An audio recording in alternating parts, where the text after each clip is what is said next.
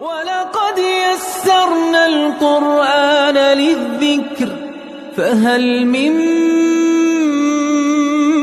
مُّدَّكِرٍ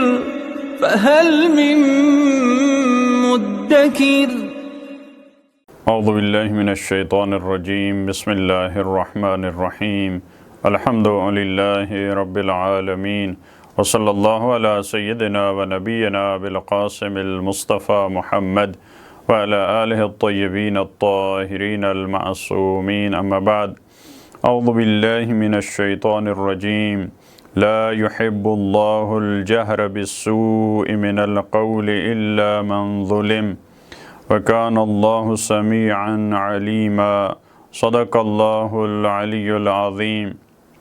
سورہ نساء کی آیت نمبر 148 جہاں سے چھٹے پارے کا آغاز ہو رہا ہے، پروردگار عالم نے ایک اور اصول اور ایک اور مطلب کو خوبصورت انداز میں بیان فرمایا ہے، جو آج کے دور میں بھی بہت بڑی ضرورت ہے اور بہت بڑا حکم ہے، بہت بڑا اصول زندگی ہے۔ قرآن کریم اور شریعت اور پروردگار اجازت نہیں دیتا اگر کسی فرد میں کوئی برائی ہے، اگر کسی فرد کی کوئی کمزوری ہے تو اس کو برملا کیا جائے، دوسروں کو بتایا جائے اس فرد میں یہ خامی ہے، اس فرد میں یہ خامی ہے، اس فرد میں یہ برائی ہے۔ قرآن کریم اس بات کی اجازت نہیں دیتا، کیونکہ خود خداوند عالم ستار ہے، ستار العیوب ہے، وہ خود انسان کے گناہوں پہ پردے ڈالتا ہے۔ وگرنہ جتنے انسان کی زندگی میں گناہ ہوتے ہیں، اگر پروردگار ہر گناہ کے ساتھ اس کو فاش کرے، اس سے پردے ہٹا دے، تو کوئی انسان اس دنیا میں دوسروں کو منہ دکھانے کے قابل نہ رہے۔ یہ پروردگار عالم کی خاص مہربانی ہے، اس کا خاص لطف ہے کہ وہ انسان کے گناہوں پہ پردے ڈالتا ہے، اور افراد کو بھی یہی حکم دیتا ہے کہ تمہیں اجازت نہیں ہے جب تک اس کا گناہ اس سے معاشرے کو نقصان نہیں ہو رہا، ملت کو نقصان نہیں ہو رہا، مذہب کو نقصان نہیں ہو رہا، اس کا انفرادی مسئلہ ہے، اس کی انفرادی کمزوری ہے، تو آپ کو اجازت نہیں ہے کہ سب کے سامنے آپ جا کر بیان کریں کہ اس فرد نے یہ کیا ہے، یہ اس میں یہ خامی موجود ہے۔ لیکن ایک ایسا معاملہ ہے، پروردگار عالم نے ایک ایسا مورد ہے جہاں پہ اجازت دی ہے۔ اگر کسی پہ کوئی ظلم کرتا ہے، اگر کوئی ظالم ہے، وہ کسی پہ ظلم کرتا ہے، قرآن کریم نے اس مظلوم کو یہ حق دیا ہے کہ وہ اس کی برائی بیان کرے، وہ پکار کر، وہ چلا کر لوگوں کو بتائے کہ اس نے ہم پہ ظلم کیا ہے۔ آج اگر مسلمانوں پہ کفار و مشرکین کا، یہود و نصارہ کا ایک گروہ اگر ظلم کے پہاڑ توڑ رہا ہے، تو اس کا مطلب یہ نہیں ہے کہ ہم یہ نہ کہیں اخلاقی طور پہ بری چیز ہے کہ فلاں ملک اور فلاں ملک کا جو بادشاہ ہے یا صدر ہے وہ برا ہے، وہ اس طرح کا ہے۔ ہم یہ اخلاق نہیں ہے، یہ بزدلی ہے، یہ دین سے دوری ہے، جیسا کہ تاریخ اور شریعت میں ملتا ہے، کہ بعض افراد وہ واقعہ کربلا کے بارے میں گفتگو نہیں کرنا چاہتے تھے، اس وجہ سے کہیں اخلاق کے منافی نہ ہو جائے، کہ مثال کے طور پہ سید الشہداء کو فلاں بندے نے شہید کیا، فلاں بندے نے شہید کیا، تو کہیں ایسا نہ ہو جائے کہ ان کی غیبت ہو جائے۔ یعنی جب یہ مفاہیم اس طرح سے مخلوط ہو جاتے ہیں تو انسان پھر درس اخلاق دے رہا ہوتا ہے، در حقیقت وہ بد اخلاقی کا درس ہوتا ہے، وہ دین کا درس دے رہا ہوتا ہے، در حقیقت وہ بے دینی کا درس ہوتا ہے۔ قرآن کریم نے اجازت دی ہے، مظلوم کو یہ اجازت ہے کہ جب اس پہ کوئی ظلم کر رہا ہے تو وہ پکار کر کہے کہ یہ ظالم ہے، میری مدد کرو اس ظالم کے خلاف۔ لہٰذا یہ ایک مورد ایسا ہے، وگرنہ قرآن اجازت نہیں، اسی وجہ سے دیکھیں اب غیبت کی اجازت نہیں ہے، کسی کی برائی بیان کرنے کی اجازت نہیں ہے۔ کیونکہ خدا ستار ہے، خدا نے اگر پردہ ڈالا ہے تو آپ بھی پردہ ڈالیں، آپ کسی کی برائی بیان نہ کریں، کسی کی بدی بیان نہ کریں، اگر اس میں کوئی بری خصوصیت ہے آپ کسی کو نفرین نہ کریں، کسی کو بد دعا نہ دیں، کوئی ایسا کام نہ کریں جس سے دوسرا پریشان ہو۔ لیکن جو ظالم ہے آپ ایسا کام کریں کہ ظالم پریشان ہو۔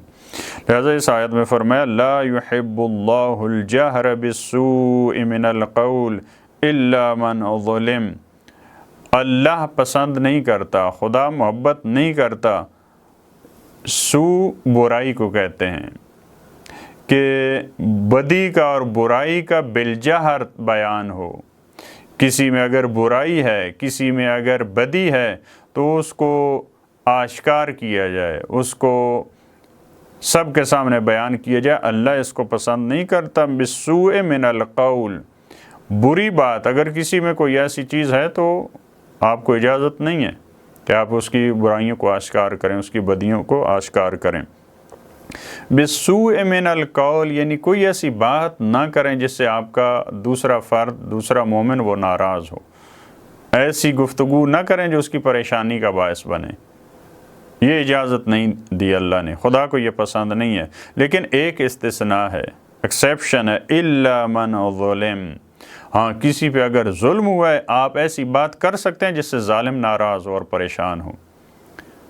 ظاہر سی بات ہے جب آپ ظالم کے ظلم کا تذکرہ کریں گے دنیا کے سامنے تو پریشان ہوگا. اسی وجہ سے آپ کے جو صفحات ہیں وہ بند کر دیے جاتے ہیں، آپ کا پیج بند کیا جاتا ہے، اس کو بلاک کیا جاتا ہے، کیونکہ ظالم کو یہ پسند نہیں ہے کہ فیس بک پہ اس کے ظلم کا تذکرہ ہو، یوٹیوب پہ اس کے، انسٹاگرام پہ اس کے ظلم کا تذکرہ ہو. لہٰذا اسی وجہ سے وہ روکنے کی کوشش کرتا ہے. لیکن اس مورد میں اللہ نے اجازت دی ہے. وَكَانَ اللَّهُ سَمِيعًا عَلِيمًا، اور اللہ سننے والا ہے. خدا بری باتوں کو سن رہا ہے اور خدا علیم بھی ہے. اس کو معلوم ہے کہ تم نے یہ ظالم نے جو ظلم کیا اس کی آپ نے برائی کو بیان کیا کہ یہ ظالم ہے، یا آپ ویسے ایک شخص نے آپ پہ ظلم نہیں کیا لیکن پھر بھی آپ بیان کر رہے ہیں کہ اس نے ظلم کیا. لہذا خدا سننے والا ہے، وہ تمہاری باتوں کو سن رہا ہے. یعنی یہ سمجھایا کہ انسان کو کہ ایسا نہیں ہے کہ آپ کسی کو خواہ مخواہ کہہ دیں کہ وہ ظالم ہے، اس نے ظلم کیا ہے، مجھ پہ ظلم کیا، کسی اور پہ ظلم کیا. خدا کے علم میں ہے اور خدا سن رہا ہے. ایسا نہیں ہے کہ جو اس نے ظلم نہیں کیا وہ تم اضافہ کر دو. تم آپ کہو کہ یہ ظالم تو ویسے اس نے یہ کیا تو اب ایک بات کی جگہ میں 10 باتیں اس سے منسوب کر دوں. اس نے مثال کے طور پہ آپ سے مال چھینا ہے ظلم کے ذریعے، اب آپ کہہ دو کہ مثال کے طور پہ اس نے مال بھی چھینا ہے، اس نے میری ناموس پہ ڈاکہ ڈالا ہے، اس نے فلاں کام کیا ہے، یہ شراب بھی پینے والا ہے، یہ فلاں. تو آپ اضافہ نہیں کر سکتے آپ. اس کے بعد والی آیت میں فرمایا ان تبدوا خیرا او تخفوه او تعفو عن سوء فإن اللہ کان عفوا قدیرا. اگر تم ظاہر کرو خیر کو، اگر نیکی کو، اگر نیک کام کو، اگر بھلائی کو تم ظاہر کرتے ہو، آشکار کرتے ہو، سب کے سامنے انجام دیتے ہو، او تخفو ہو یا تم چھپا کر کرتے ہو. اس کو قرآن کریم نے اس مطلب کو مختلف آیات میں مختلف انداز میں بیان فرمایا کہ آپ نیکی کو دونوں طرح سے انجام دے سکتے ہیں. آپ ظاہری طور پہ انجام دے سکتے ہیں، البتہ ظاہری طور پہ انجام دینا، آشکارا انجام دینا، یہ ریاکاری کے ساتھ اس کا فرق ہے. ممکن ہے بعض دفعہ انسان ظاہری طور پہ ایک کام کر رہا ہے، زکوٰۃ دے رہا ہے لیکن ظاہری طور پہ، لیکن ریاکار نہیں ہے. اس وجہ سے دوسروں کو شوق ہو، مسجد کی ہیلپ کر رہا ہے اور وہ اعلان کرتا ہے کہ میں اتنا کام کروں گا، میں اتنا فنڈ دوں گا مسجد کو، امام بارگاہ کو، مدرسہ کو، ویلفیئر کے لیے، لیکن وہ ایسا نہیں ہے کہ اس کا ریاکاری کا ارادہ ہے. اور آپ مخفی طور پہ بھی بہت سارے ایسے کام ہیں جو آپ مخفی کریں، اس کا بھی اپنا ثواب ہے، وہ انسان کے نفس کے لیے بہت مفید ہے. ریاکاری سے بچنے کا اچھا طریقہ ہے، انسان کی تربیت کے لیے بہت اچھا ہے. دونوں میں تربیتی پہلو موجود ہیں. لہذا فرمایا اگر تم خیر اور بھلائی کو ظاہر کرتے ہو، تبدو بدا سے ہے آشکار کرنا، او تخفو ہو یا تم اس کو چھپاتے ہو، او تعفو عن سوء یا آپ معاف کرتے ہیں برائی سے، درگزر کرتے ہیں برائی سے. جو گزشتہ آیت میں بیان فرمایا تھا قرآن کریم نے، اگر کوئی تمہیں پریشان کرتا ہے تم اس کے خلاف بات کر سکتے ہو، لیکن آپ اگر درگزر کرتے ہیں، البتہ درگزر کرنے کا ایک مرتبہ آپ کی ذاتی مشکل ہے، آپ کا ذاتی مسئلہ ہے تو آپ درگزر کر سکتے ہیں.